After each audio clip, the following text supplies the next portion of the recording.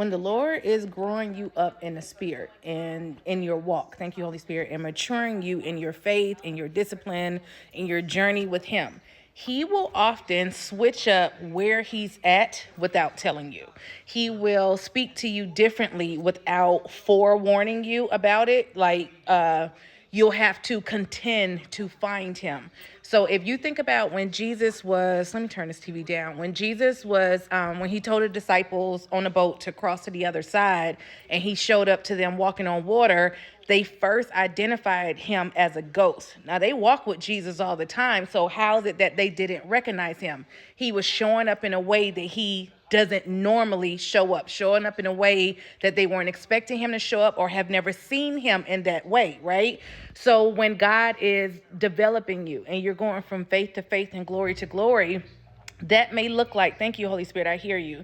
That may look like, God, okay, here's one thing. It may look like, okay, God, you're silent. I don't hear you. Sometimes God is silent because we may be in disobedience. We may have not taken heed to an instruction from before, and He'll be silent on us.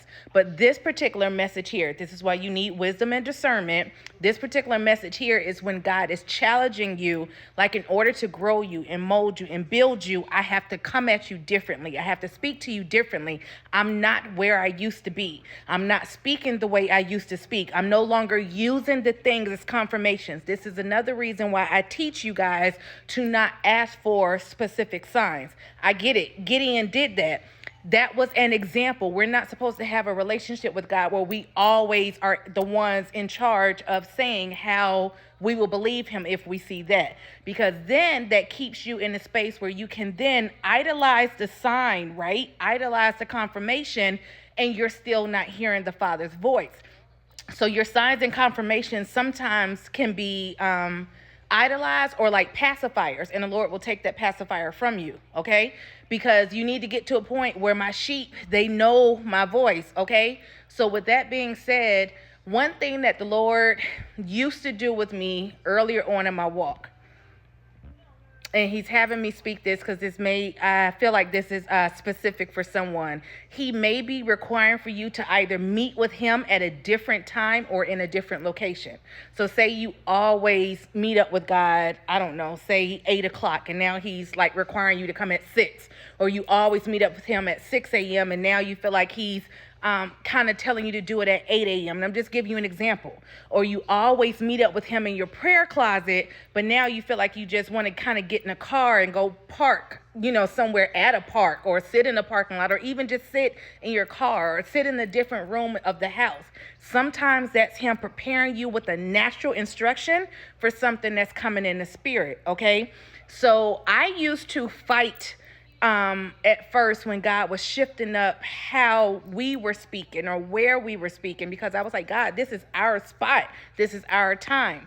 But because the enemy studies and he's not all knowing, the enemy can then come and try to imitate Holy Spirit and show up when I'm used to hearing God show up or where I'm used to seeing God show up. Does that make sense? So with that being said, don't fight it if you feel like the Lord may be requiring for you to meet up with Him differently. It's one of those things where you're graduating and going into another classroom, you're going to another level, and it's like where you're looking for God. God, I'm looking for you. I'm listening out for you, but I feel disconnected. I feel like I don't see you. I don't hear you. I can't trace you. For this message, how this applies is the Lord is requiring for you to come up another level. He's calling you on the red carpet. He's requiring you to contend, to turn that radio station to find the station that He's speaking on. The station that He used to speak on, now it's like, God, I can't hear you anymore. I'm still trying to tune the station. He's like, turn the station. I'm not there anymore. And that's how He grows us up. Those are the ways that God will, when I say God will blow your mind of how He speaks, the way He speaks, how He confirms, how He reveals, how He answers, like whatever that looks like, but you have to give Him room to do that new thing. So if you guys are feeling in the spirit or feeling like in your walk, like things kind of just seem a little different with you and the Lord, you could possibly, if this is your message, He's requiring you to find Him where He's at. Sometimes the Lord likes to play cat and mouse. And I talked to my community about this in Married to Purpose. He likes to play cat and mouse. He plays hide and go seek. Like, the Lord likes to be sought out, right? Okay, so sometimes where you're at, if you've gotten too comfortable there, right, he will challenge you so you can now listen for him differently. You're listening with intent. That's also him, thank you, Holy Spirit, circumcising your inner ear. When he's circumcising your inner ear, like, okay, I can hear the Lord speak to me, but then there are times that he'll start speaking to me in a new way. He'll start speaking to me or confirming to me differently. And I'm speaking as someone who I have a relationship with him, but I don't get too comfortable. There it is. Thank you, Holy Spirit. Or become too familiar with my relationship with God. Like, it will always be a mystery. It will always be something new to know or something new to learn. So if you get to the space where God always talks to me like this, he always uses numbers, he always reveals this way, this is the thing what he confirms, you're going to hinder your relationship with him. But for those of you who feel like you need signs, first off, come out of agreement with that. You want to get to a point, because the enemy can meet you there too. The enemy knows how to give you signs and confirmations as well. But you want to get to a point where it's like, Lord, I'm still struggling with knowing if this is you. Confirm this in a way that you know that I will get it. That's you giving God permission to see it, hear it, receive it his way, the way that he wants to challenge you, the way that he wants to surprise you, the way that he wants to show up to you. But if you're always like, well, God, if I see this color car, if I see this butterfly, or if I see, this sign on the road, then I'll know that's you. We idolize the signs and we don't really know our Father's voice. So if you feel like you're still struggling with that, Lord, strengthen my inner ear so I can hear you. First thing he may tell you to do is to consecrate yourselves, like to come into your secret place with him and spend more time with him so you can silence the noise, get off of social media, the TVs, music, like whatever that is, so you can hear his voice again.